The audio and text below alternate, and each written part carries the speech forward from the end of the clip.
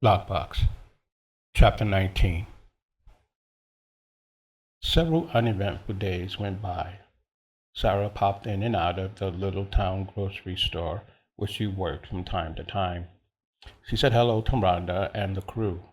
She reported to Donaldson her journey to date. She had nothing to offer yet on who the elder might be. She had no strong suspicion. She deliberately stayed away from the lockbox, stayed away from her mother's room so she could better resist the temptation to have any dreams or visions at all. It became a test. Did the visions and dreams really have a connection to the lockbox, or was she simply imagining the connection? The hours turned into days, and then the days culminated in an entire week. Sara kept to herself. She stopped going into the store. She felt a growing uncertainty. To test her instinct, she had refrained from touching the lockbox, kept away from her mother's room, to the point she resisted sleeping in her own nearby bedroom. But she stayed down the hall, in the living room, and slept on the couch. And strangely, she found herself crying. She would wake up in tears, and on those nights when she woke up sobbing, she felt a deep sadness. Sara would wander into the bathroom, turn on the light, stare into the bathroom mirror above the small sink, looking into her bloodshot eyes. She discovered then she had been shedding tears in her sleep. When she had dried her eyes, she dressed in the long brown dress she had moved out of her room into the living room at the beginning, when she had determined on this test. Sara realized she could not wear her morning outfit until it fell off her. She had to at least keep it washed, pressed, neat as a gesture to the task for her mother. When she wore her brown dress, the power of autumn descended upon her, tugging at her emotions. In fact, everything around the trailer seemed to play her despondency like piano keys. Her melody went from wonder to despair. Even on those days when she could force herself to research at Northern Library, she wore her sad emotions with a tightly fitting fall-colored dress. To go anywhere during this time, Sara even refused to take her green Volvo. She took the bus instead. She haunted the small town streets. Her reflections on her talks with Father Seraphim did provide Sara with some relief. Her dialogue with the priest bestowed upon her a philosophical foundation and a purpose commensurate with her true desire to discover all she could about why she had lost connection to her mother. Nevertheless, this period of intentional retreat rekindled the walls of her inner spirit. This period of deep sadness, contemplation, and tears was not surprising to Sara. She missed Jasmine, her mother. She risked this period of separation to test the hypothesis. The lockbox. Was it her connection to her mother? She didn't have to open it. Its very presence, solidity, white and purple hue, and now memories all recommended to her the unquestionable reality that her mother had left her alone in one reality, to tease her presence in another. Maybe, she thought during this time, be that what Father Seraphim had spoken to her about metaphysics was triggering her overwhelming sorrow of soul. He had described it as a science of existence. Sara felt that if she was dreaming or having visions of another existence inspired by her mother, why did her subconscious fail to conjure up her mother in this Ephesus? Surely she had clear images of her mother in her subconscious, and if these visions came from outside her, from someone else, why didn't it also result in visions of her mother? All these questions made her long for Jasmine in a way that felt obsessive. A week of staying away from the lockbox had proved one thing to Sara. It was the source of her dreams and visions. This wasn't direct proof, but it gave her something to go on. And try she might, she failed to dream or have anything close to a vision of Ephesus or Aristian, Prochorus, or John the Aged. Finally, at the week's end, Rhonda showed up at her front door. "Girl, what is going on? You're not coming into the store, not answering your texts or calls." Sara was surprised. She had even answered the door for Rhonda, and because she stood there dumbfounded at her own act, Rhonda scoffed at her and dodged right into the trailer home. "You are going to fess up, child. I tried to give you your space, but for a whole week? I've texted and texted you, but you ghosted me, girl. What kind of best friend could I be to let this go on any longer without some kind of explanation that made sense? She stopped in the living room, her arms folded under her breast emphatically. Her red sweater and green pants engraved Rhonda's fiery entrance into Sarah's emotional slumber, pulling her out of it.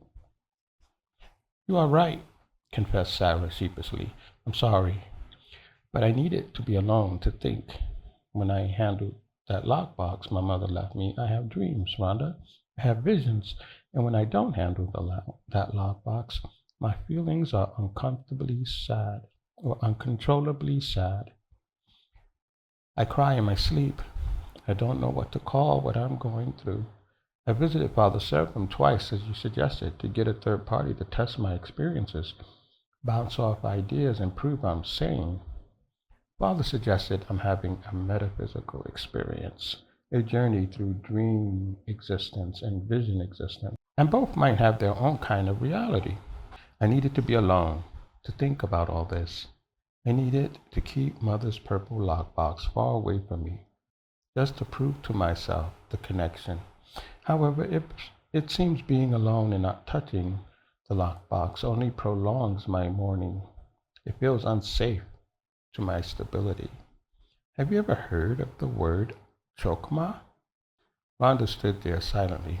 She found herself taking 2 breaths, each with an intention to talk, but nothing came out.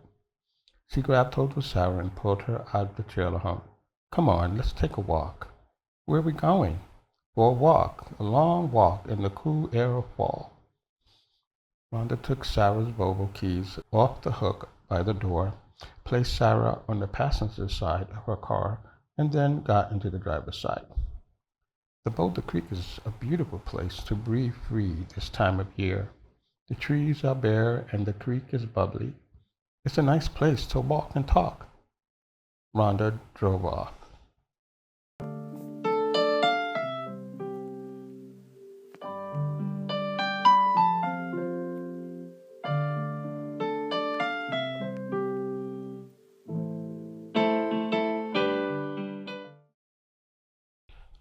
Lockbox, Chapter 20.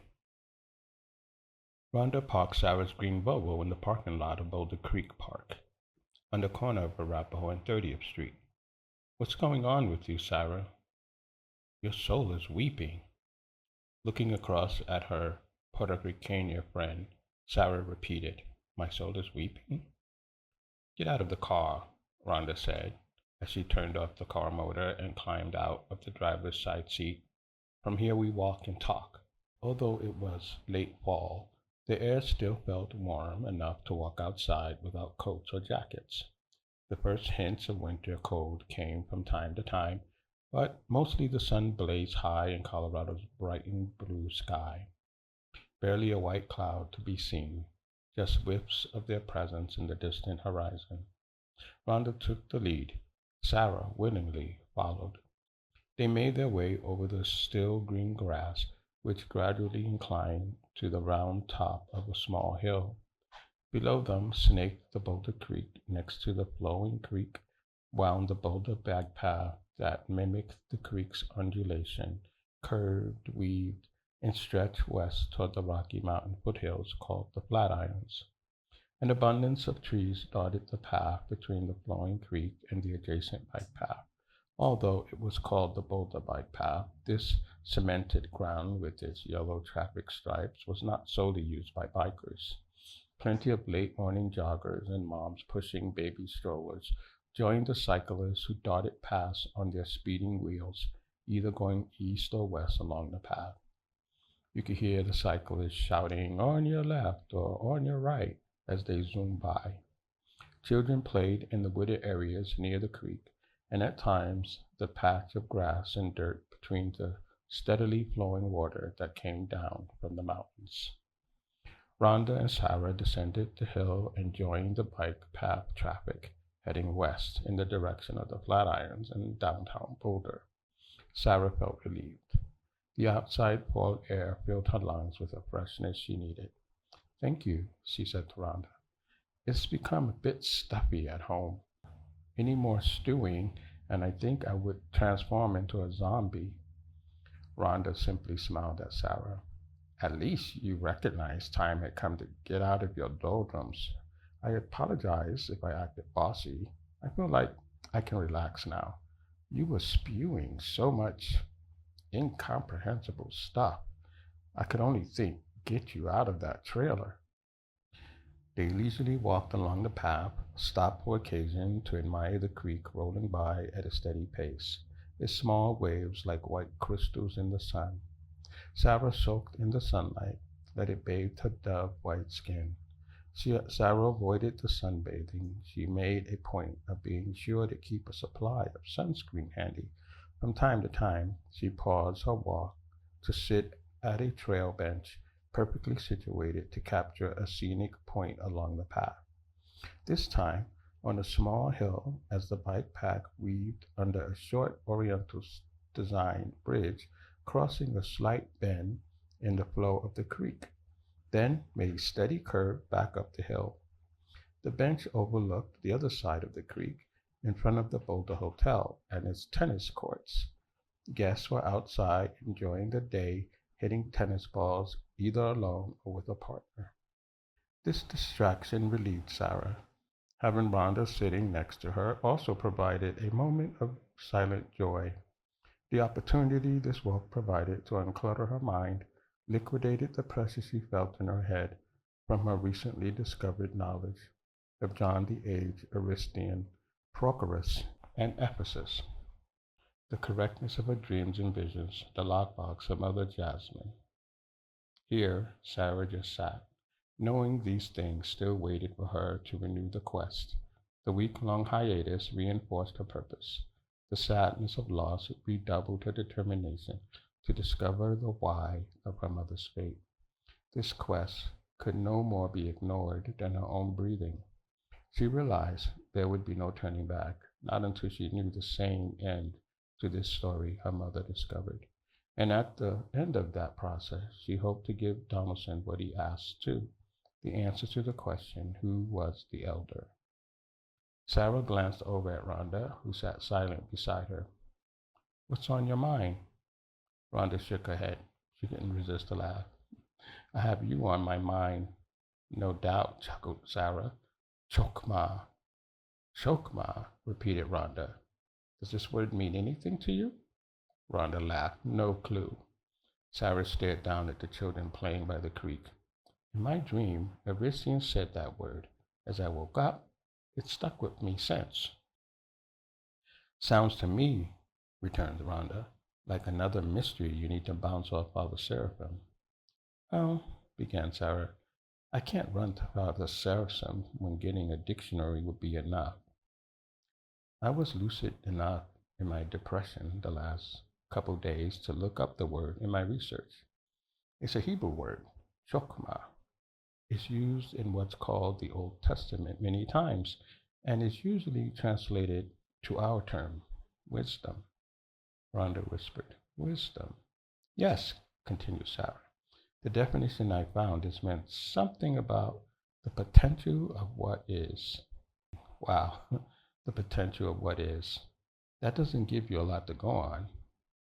She said the word again for emphasis. Chokmah, a Hebrew word. Yes, confirmed Sarah.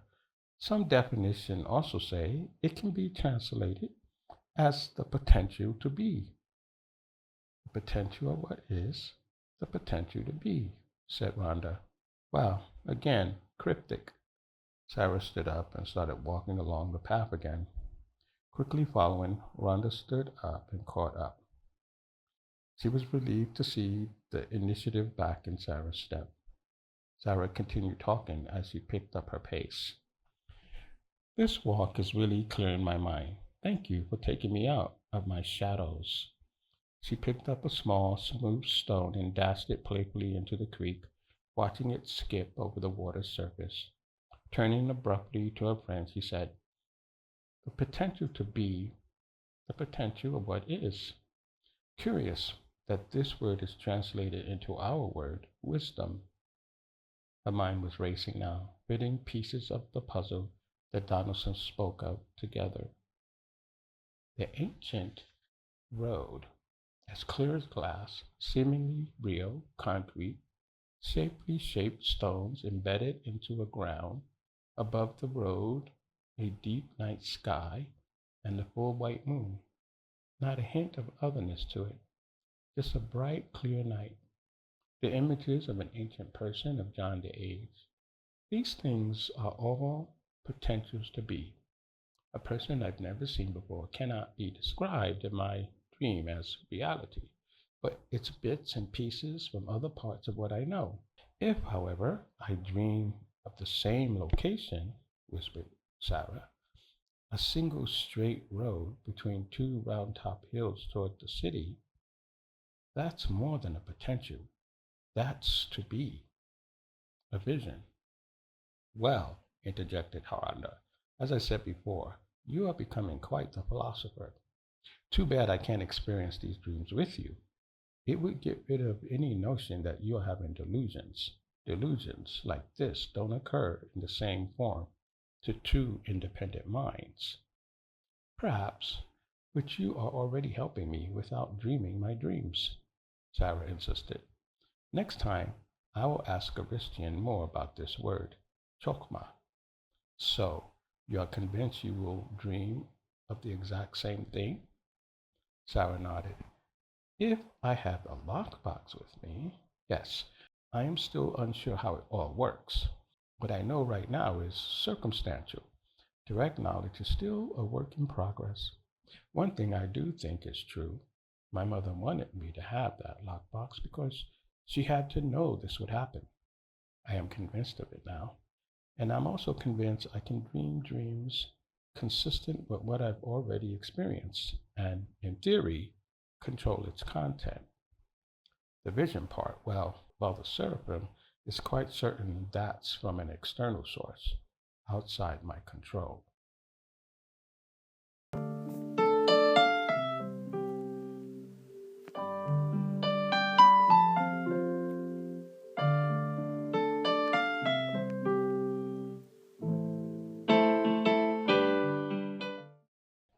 Lockbox, Chapter 21.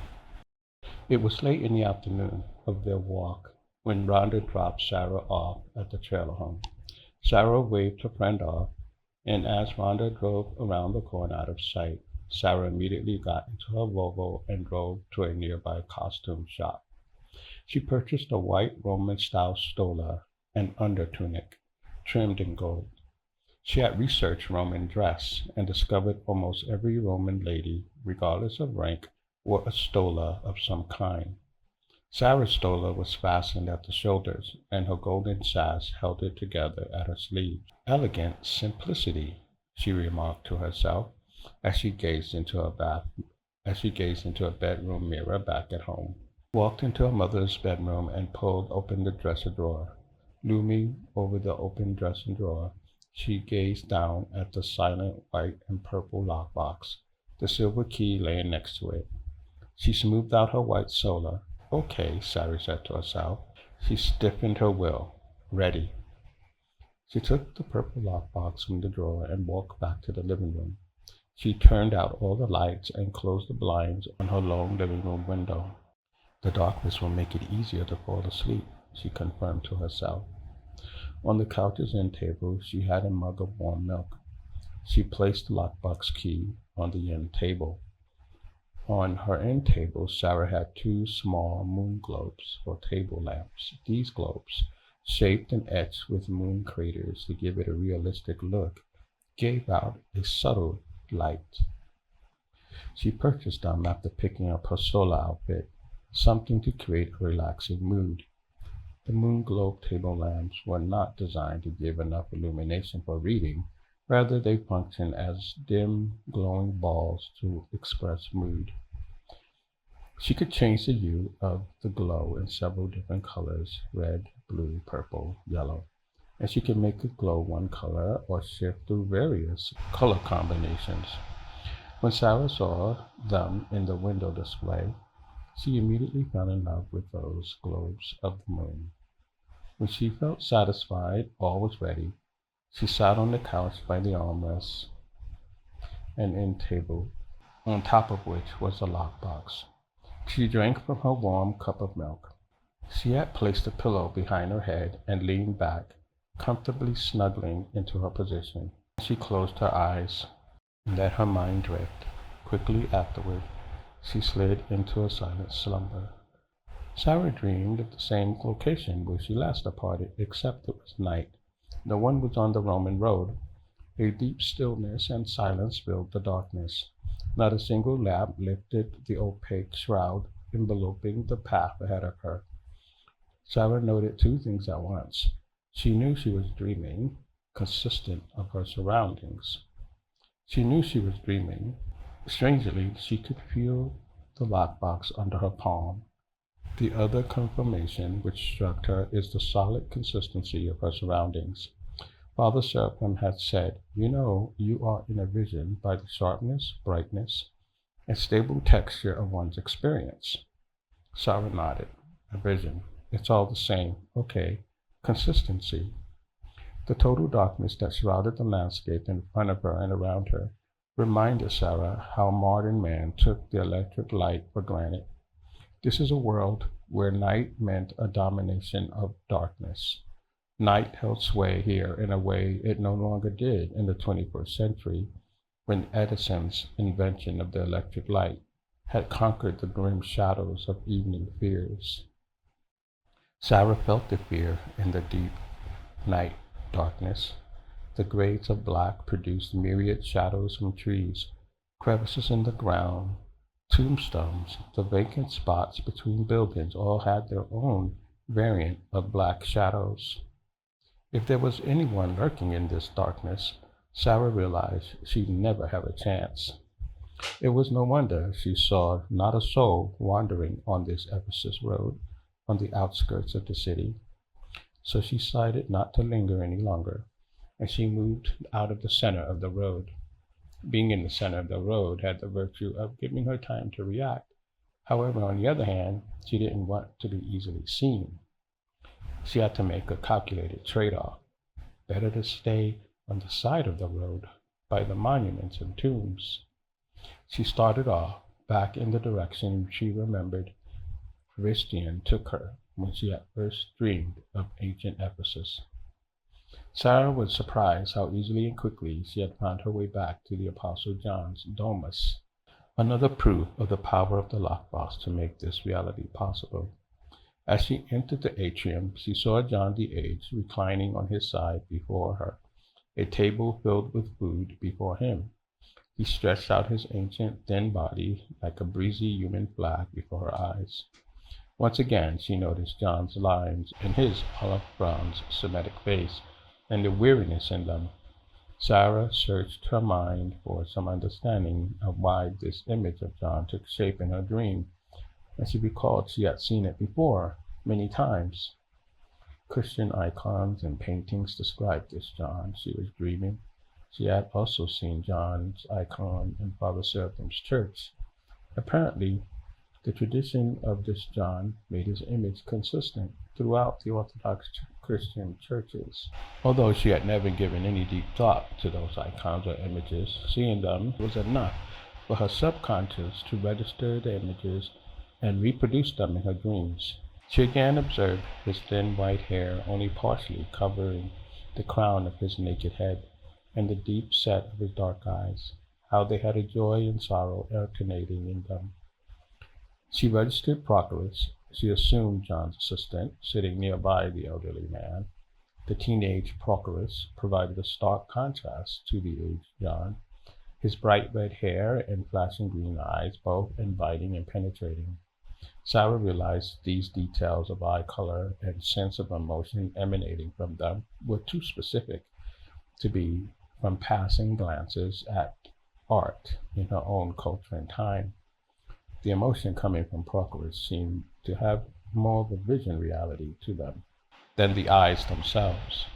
And Sara noticed the same sensation when noting the personalities of John and Aristian. It was almost as if some force had opened the door to these real beings, but left the rest to her imagination. Prochorus gestured for Sara to sit. His youthful, childlike voice saying, "You are back." Sara took a seat, measuring the age between the two. She had read in her research the life expectancy in the Roman world barely exceeded 30 years.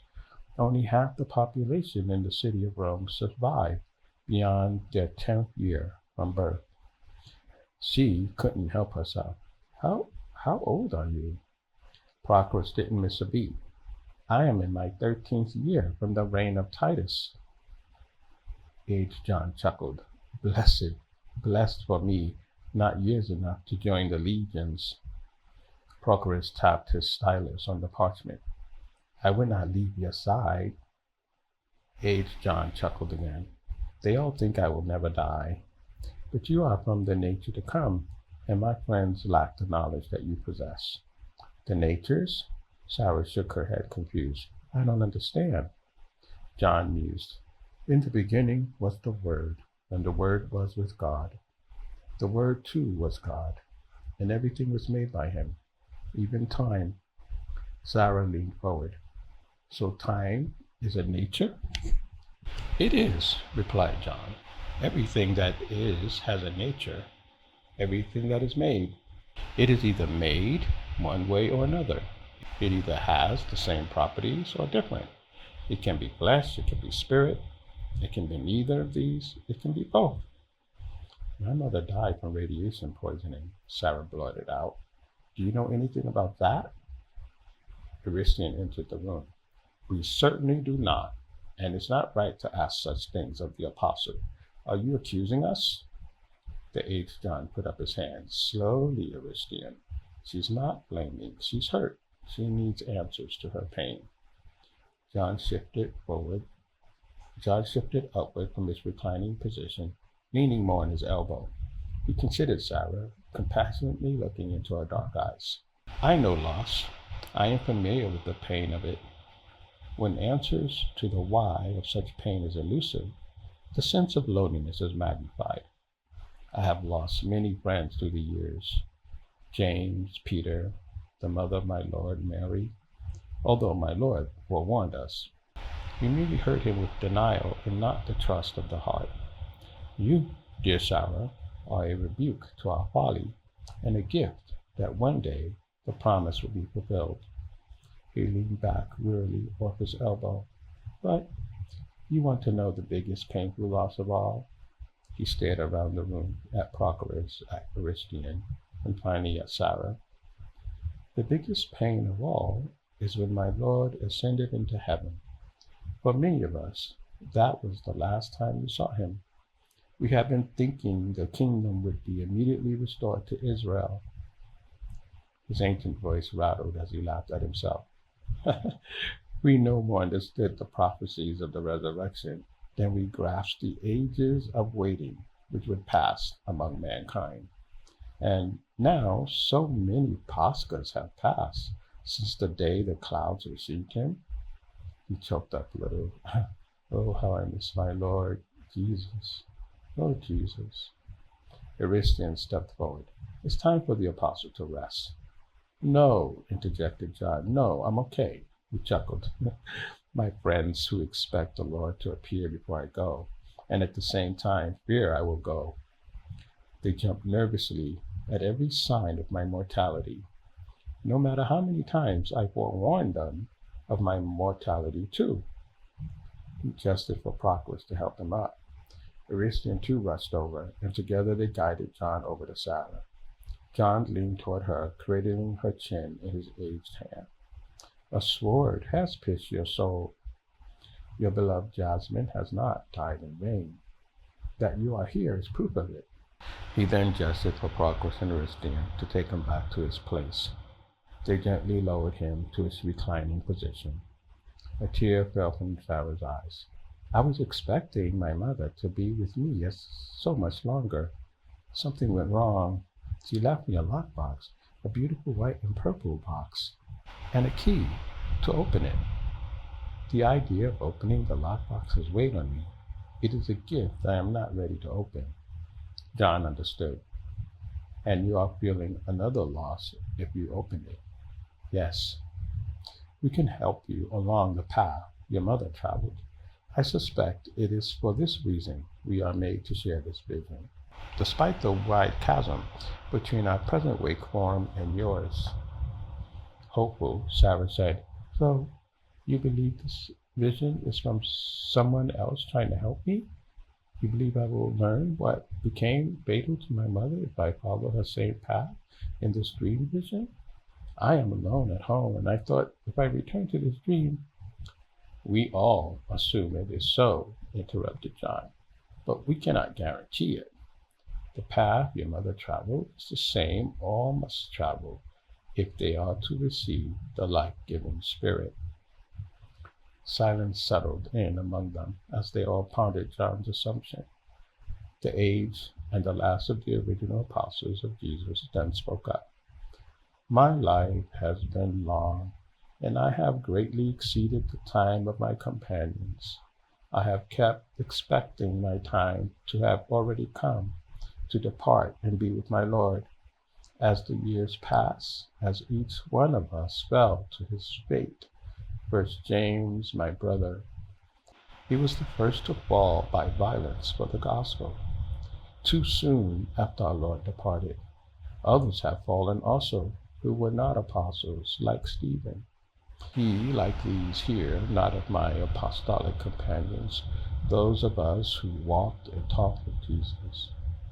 Then Paul, who did not walk with Jesus as we had, yet I consider him among our apostolic number. He was to depart at the hands of Nero.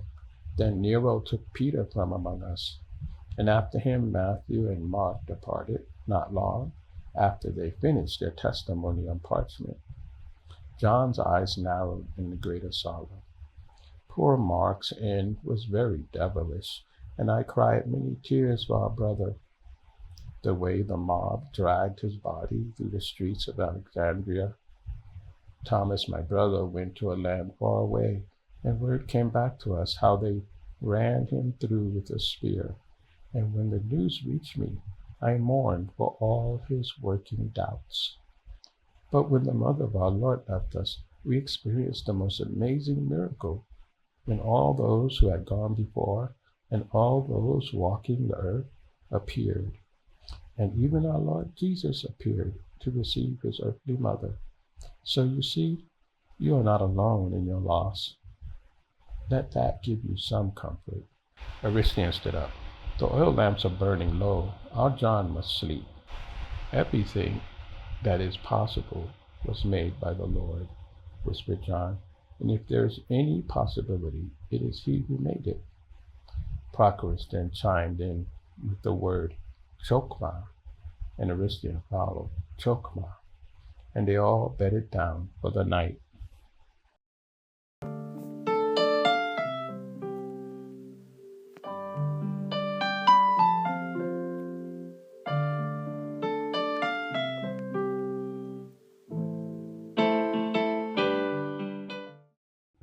Lockbox, Chapter 22. In the early morning, when Sara had risen from sleep in her room off the atrium, she could hear John's voice. He was saying, in the beginning was the Word, and the Word was with God, and the Word was God. He was in the beginning with God. Her room was small and narrow, having one bed and a table. Rising from her bed, she went to exit her room. As she approached her entryway and stepped through it, she found herself standing in a desert place filled with people. She was on a small hill, and below her the throngs of people were chattering energetically among themselves. Above, in the sky, a partly cloudy canopy covered the landscape, and the sun shone through them bright and hot. Sara turned, confused, but she did not see the sleeping quarters she had just arisen in. Was she still dreaming? The dream's location had changed. Now she found herself standing in the desert with its gray sand and silvery glittering rock cropping. Then she turned back to face the crowd again. Sara saw a wide river gushing through a flat rock face. In the background of this waterway spread a vast desert. Sarah stood above, looking down at the crowd. Her eyes followed their attention from the high point on which she stood. The crowd's attention was drawn to a solitary man standing in the middle of the rushing waters. He was tall, with broad shoulders, dressed differently than all the people in the crowd. His hair was long, straggly dark, and dirty rustic brown. The man's face was covered with a dark mustache beard hanging from his chin. Sarah watched as one by one people came to him, and he held them down in the water, then pulled them up again. This was all very odd to Sarah. She had never seen anything like this before. She couldn't trace from what part of her memories this scene would be configured. In the back of her mind, it was like a voice whispering, "This is the beginning of the path your mother took." The beginning of the path? Sarah whispered to herself. Vision or dream, she wondered to herself. It had all the qualities of the definition of a vision, but this scenery had appeared out of nowhere. A sudden shift in location was a dream quality. This is what she understood. Previously, if previous is the right word to describe things, she had been discussing with John the age, the path her mother was on. He had promised to help her follow her mother's same path, to gain what he called the life-giving spirit, whatever that was. Jasmine had certainly not been granted any kind of life. As far as Sarah reasoned, Jasmine's path led to death. Sarah also stood there, reflexively searching the crowd for any sign of her mother's presence. She thought the idea was wild, even crazy, that she would see her mother here. Why would Jasmine be brought here? Looking down from this crown of a round hill, Sarah decided she might get a better understanding down below. She wanted to be where all the action seemed to be taking place. The wild man in the middle of the river intrigued her. Sarah was no longer thinking of the dream as such. Somehow, such a thought as to the nature of dreams or visions seemed unimportant at the moment in comparison to her goal. She was now filled with curiosity about the man dunking all who came to him under the water, then pulling them up again. What was this wild man's connection to her presence here? Sarah started down the hill toward the river. Walk the path, she thought to herself. Heed the inspiration of what Father Seraphim guided her to. John the Aged had promised to help her walk her mother's path. Sarah decided this must be part of the promise. To keep her sanity in this strange dream world, a world she knew she was not truly part of, Sarah would treat it as if it was reality. She would believe enough to exist here for Jasmine. Faith would help her keep her balance until she discovered the truth about what changed her mother. It's all real, she spoke under her breath. It is really happening, all of this, and I am here, in a time not my own, a place partly of my making, a vision from the outside, a dream formed from my memories. When she had pushed her way through the crowd and reached the edge of the river's flowing water, she could see the man in the middle of the river more clearly. From deep in her subconscious, she had conjured a man whose face looked pockmarked from too many sandstorms. His face looked worn and at the same time strong and chiseled. His big dark eyes stared about him, wild and bold, unafraid and demanding. Then she saw another group of men approaching from among the crowd. This group looked important and well dressed. They wore long, flowing dark robes, trimmed in broad white around the bottom edges and around the edges of the hoods attached to their garments, blocking the sun's rays. Their beards they grew out until they covered their necks, either black or white from youth or gray from age, nicely trimmed and washed clean. And some walked with elegant staffs. Others of these highly spectacularly dressed men displayed white robes and white headdresses. One of them, bearing some kind of ornamental chest plate made of square, different colored rubies of some kind, stepped forward and called out with a loud commanding voice, "Who are you?" The man in the middle of the river responded with a firm conviction, "I am not the Christ." And suddenly John the Age appeared at Sarah's side, and with him Prochorus and Aristian. Their sudden appearance startled Sarah. She stepped back, caught off guard. "Don't be afraid," said John. "We are guiding you as we promised." Sarah, after calming her shaky nerves at their sudden appearance, asked, "What is going on?" "You are experiencing chokma," responded John. He pointed across the river. "See that young man over there?"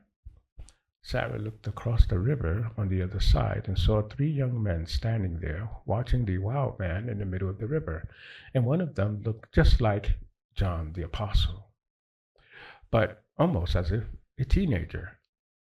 "That's you?" "That is me," confirmed John. "No one here can see or hear us. To them, we are like the wind. They may sense us as a breeze passing by, no more. Everything that you and we experience here is real, but nothing we do here influences beyond this time. We can only influence that nature of time which is our own." "Can we talk with them?" "No, at least I have never heard of it being done. If it is possible, it will not be in the normal way, but there may be means to transfer our thoughts to them through a physical object from their nature," John continued. "But we will not speak of this now." Aristian shook his head sheepishly. "No, don't speak of it. She's barely a baby in lucidity." "A baby in lucidity? What is that?" Sarah asked. No one responded.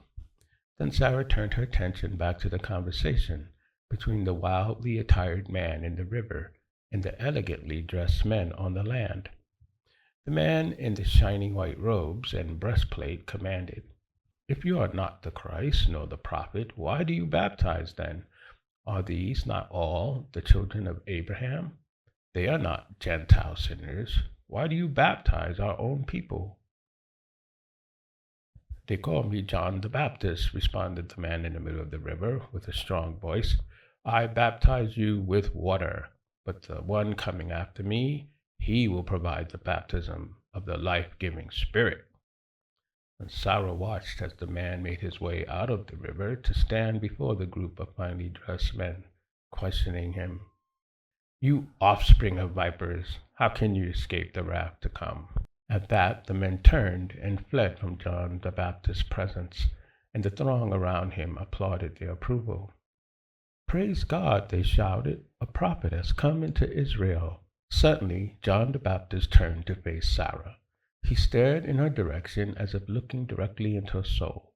Sarah flinched as he dreamingly whispered to her, "Chokma." And in that moment she found herself at home, waking up on her couch.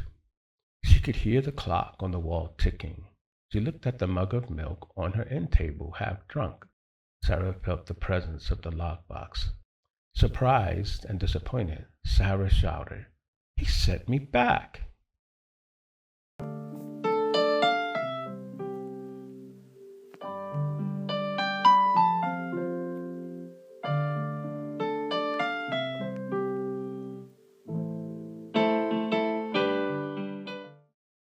Lockbox, Chapter 23. He will provide the baptism of a life-giving spirit. Sarah had been home days since she last saw the wild man in the river, and in that time she researched all she could about this wild man. He had called himself John the Baptist. The phrase spoken by the Baptist was ringing in her memory. He will provide the baptism of the life-giving spirit. She learned that this John was called the cousin of the man named Jesus Christ.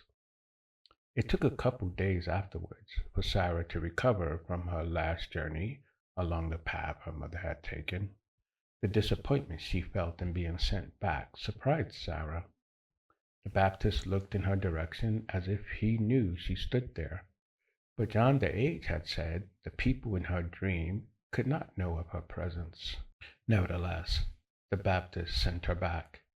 He had said to her that word, Chokma, As of yet, Sarah had no idea how that word chokma truly worked. She knew its definition in English was wisdom, and she knew it had both the connotation of the possibility of what is and also the possibility of what could be. Beyond that, Chokma's core purpose, participation, and operation within Sarah's dreams remained a mystery. Aristian had called her a baby in lucidity. What did that mean? How Sarah dreamed and how she had visions still had no concrete answers for Sarah. She knew in some sense the lockbox played a role. Was it merely psychological? She had no answer for this.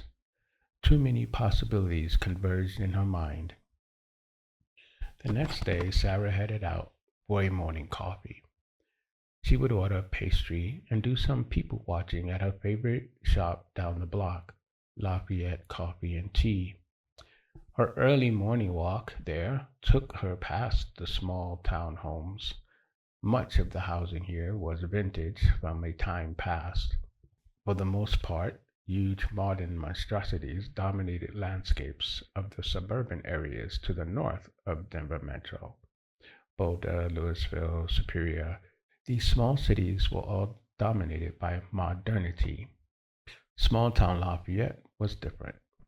It had more dearly retained its past. In keeping with the small town feel, the Lafayette Coffee and Tea was a small mom and pop shop. Angelica ran it with her husband Brad. They had two daughters. One of the girls, Easton, was a teen. The coffee place was situated just off the street. To enter the coffee shop, you climbed a small stoop to enter through a heavy wooden door. Once inside, it was like a rustic haven, all brown wooden style chairs with small round wooden tables for two. A fireplace occupied the space opposite the barrister's counter, and in it a warm fire blazed.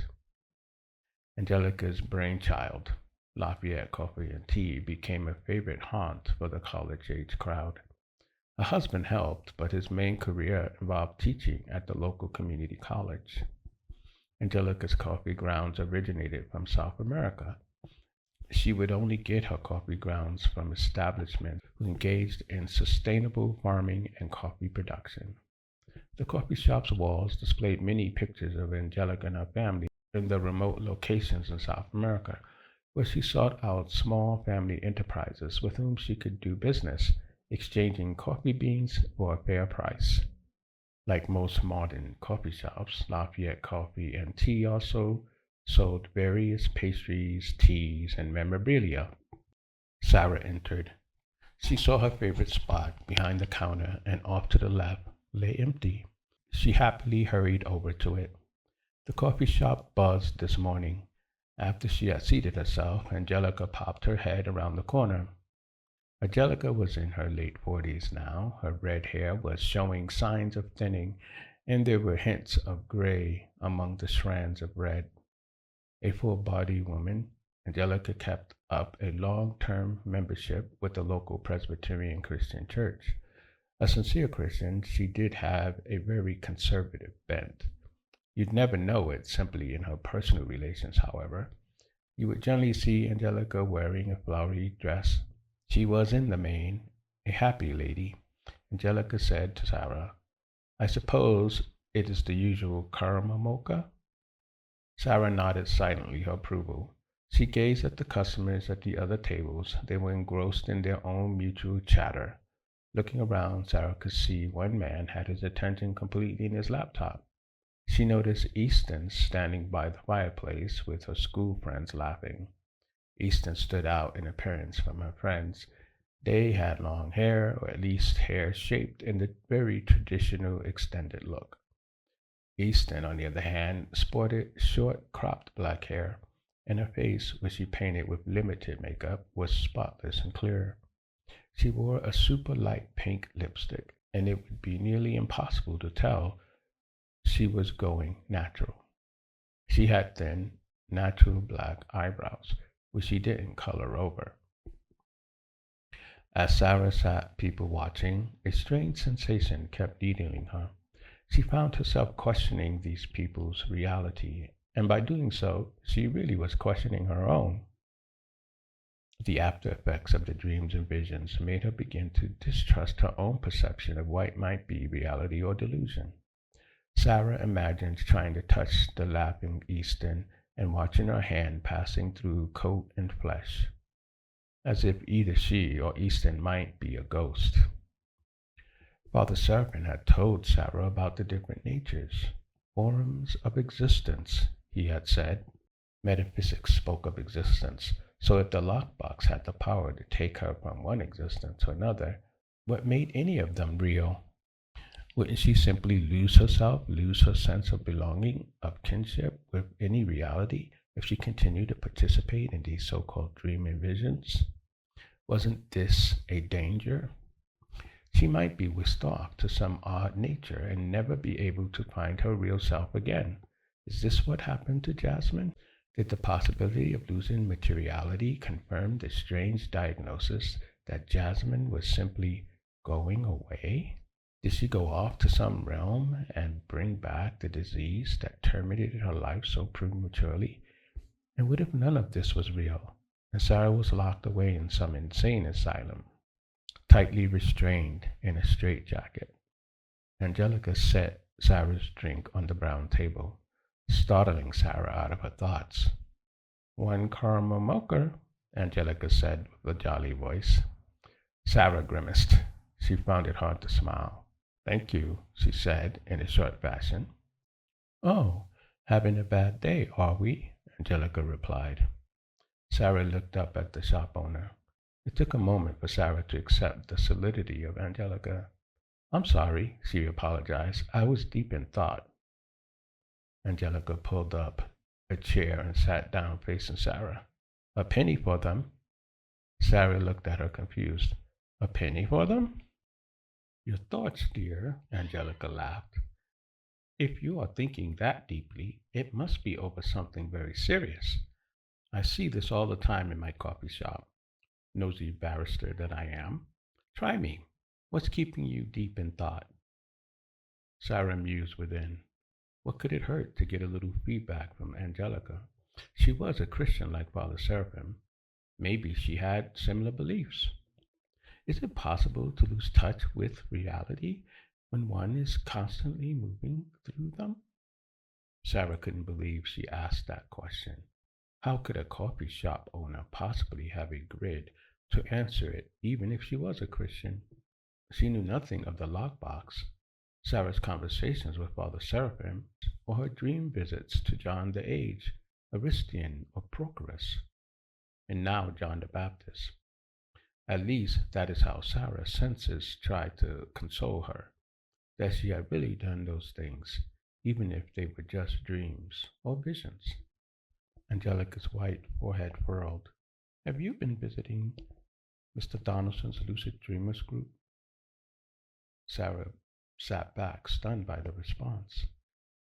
Donaldson's Lucid Dreamers group, reiterated Angelica, when she noticed Sarah sat dumbfounded. Surely you've heard about it?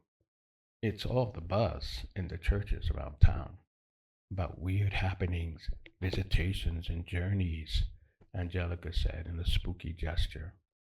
Your question is just the kind of thing that group seems to dabble in. Do they discuss dreams? Asked Sarah, shocked. From the gossip around town, that is the least of it, dearie. Angelica laughed. I have never been to the group myself, but at my Presbyterian church, where the idea of miracles has been rejected almost 500 years ago, there are a number of wives and husbands who bemoan their college age children are taking part in this group. Try as they might, these young adults have a mind of their own, and no one can demand they stop participating in this crazy stuff. At that, Angelica stood up. I'm surprised you might be caught up in this fad, Sarah. I wouldn't have imagined it. You're such a level headed young lady. Oh well, got to get back to my customers. Sarah handed Angelica her debit card, and Angelica left and charged the card, then returned it. For a long while, Sarah sat still, thinking about her dreams and this new information. She sipped her caramel mocha drink. She was thinking about Angelica's reference to Donaldson's Lucid Dreamers group now. While she pondered Angelica's revelation, she lost track of time.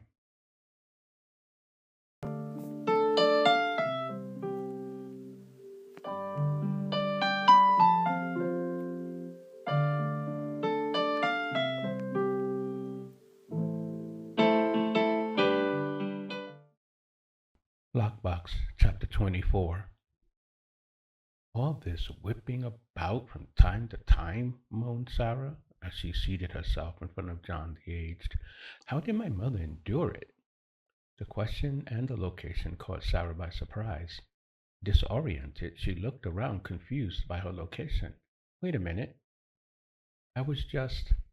Indeed, responded John. Progress interjected. It's not time to time. It's chokma.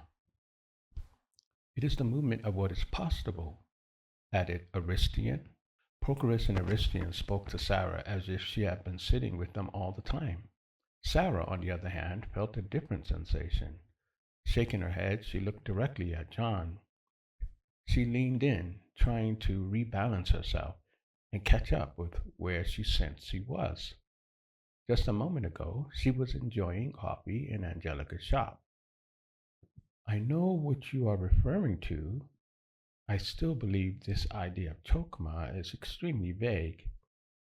Are your experiences vague? Being here? Vague? Asked John. Taking a deep breath, Sarah sat back, thinking of where she thought she had been. I have no idea what this is. Maybe I'm not even sane anymore. I was talking to Angelica in the coffee shop. Then, strangely, I'm here. No, wait. I left, got in my car. John chuckled. Sarah's tone turned serious. You laugh. My mother was caught in this chokma, whatever chokma is, and it may have cost her sanity, and then her life. Ariston responded. That is the question indeed. Sarah stood up. Isn't that what this is, this dream? Ariston agreed. This dream? Is that what you think we are? Figments of your imagination in a dream? Sarah awoke with a start. She was hearing car horns behind her as she sat with her hands on the steering wheel in her car. Stopped at the traffic light. The green light had just turned red. She could see in her rearview mirror a man gesticulating at her.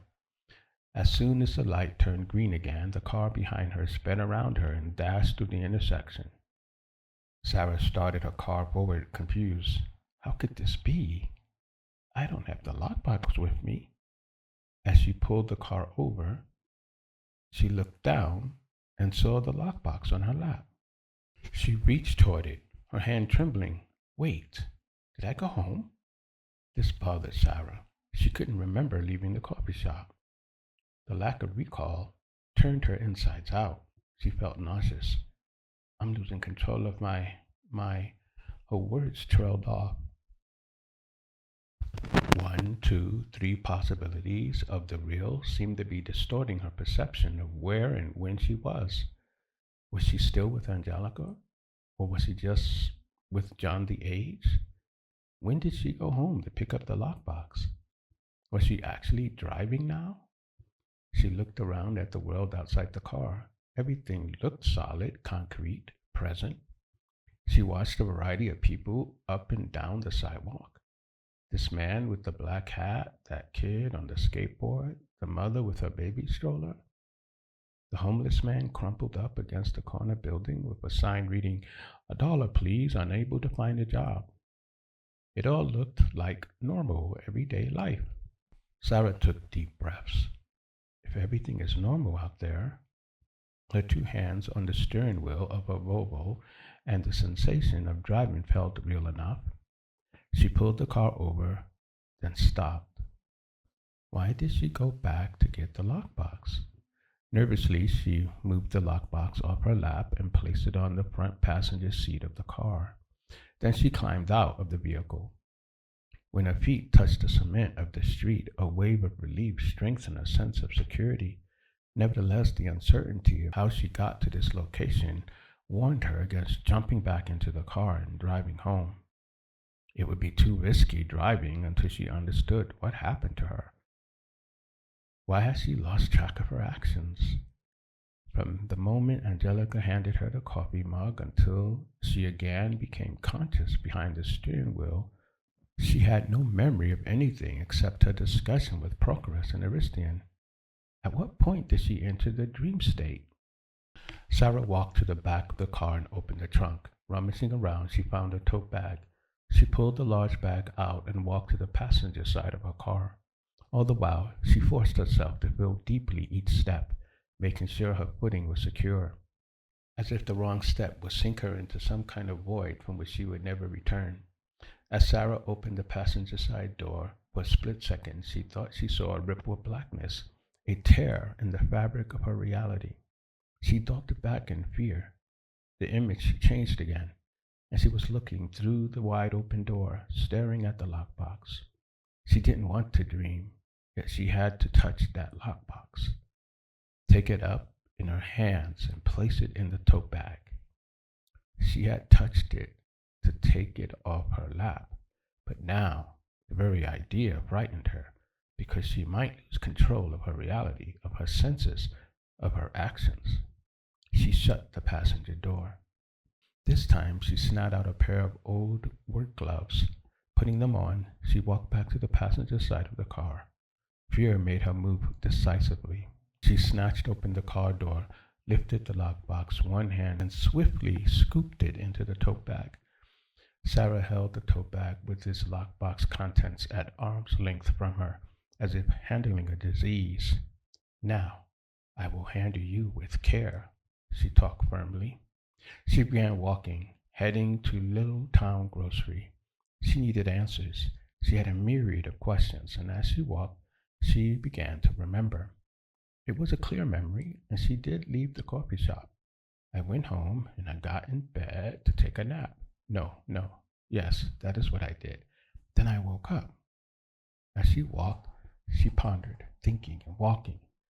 Her steps were like relentless mechanical robotics.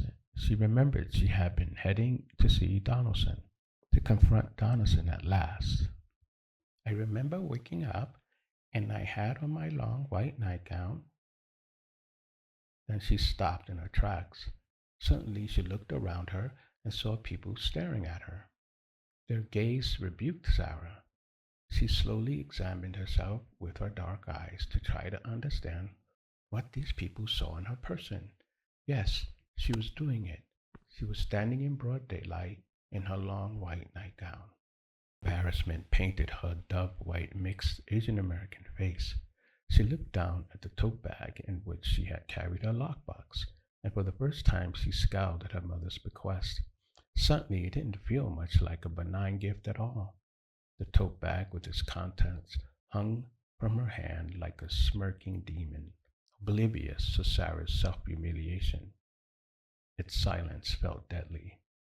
Sara grabbed at the bag with her other hand and pulled it to her as if by that act to cover her embarrassment. Yes, she thought to herself, speaking her thoughts out loud. You did go home, and you did forget about it, or didn't realize it even to forget about it. I need to hurry, she thought to herself. She traced her steps back to her car. She locked the tote bag in the trunk with the lockbox, as far away as she could get it. As she jumped back in the car, she would risk driving home to end her humiliation. To her relief, Sara arrived home quickly without further incident, and pulling the car into the driveway, neighbors who recognized her with a greeting got no acknowledgement from her. Embarrassment drove her into the trailer home without a word. She didn't even bother to take the lockbox out of the trunk. No, until she had answers, she would not handle it again at all, not even have it with her in the same house. She had to protect her sanity. Once inside, shutting and locking the door like an extra shield to the lockbox power over her, She burst into tears at her humiliation and ran into her bedroom. Mother, she sobbed. Mother, what happened to you? What did they do to you? It's happening to me now. Sara lay on her bed and sobbed until she had nothing left but convulsions. Then she lay there for a long period of self-imposed silence. She sank into the quiet, hugged and befriended the silence, felt its comfort and its conduit back to normality. Sara stayed in her bed, not dreaming at all, keeping herself awake, feeling her breathing, taking control of her thinking. She lay there observing every single thought that came into her mind, making sure it was her own. When she turned her eyes to a window, she saw night had fallen. How many hours had she laid there? It was fall, so it might not be that late at all in Colorado. Feeling more in control, Sara climbed out of bed, still wearing her nightgown. Its crumpled form fell down the length of her petite body. Taking careful steps, Sara entered her mother's bedroom and opened the dresser drawer. She saw the silver key that would open the lock box resting there. Sara was thinking if she used it to open the lockbox, perhaps its contents would speak more clearly to her. Her hand reached for the key. She grasped it and took it up. She twirled the silver summons in her hand. She sensed it held no threat to whisk her off to a realm of dreams and visions. I swore I wouldn't use you to open the lockbox, but Mother left you for me to do just that. Why did you leave me this lockbox, Mother, if it made you lose your mind? Did you not consider it might make me lose my own mind also? Sara paused, holding the key, remembering Jasmine. No, Mother would not be so cruel to me. Then Sara recalled Angelica's words. Weird happenings, visitations, journeys. The memory made Sara slowly place the key back in the drawer. I was on my way to Donaldson. I was going to take the lockbox to Donaldson. She closed the dresser drawer. I will call him to come to me.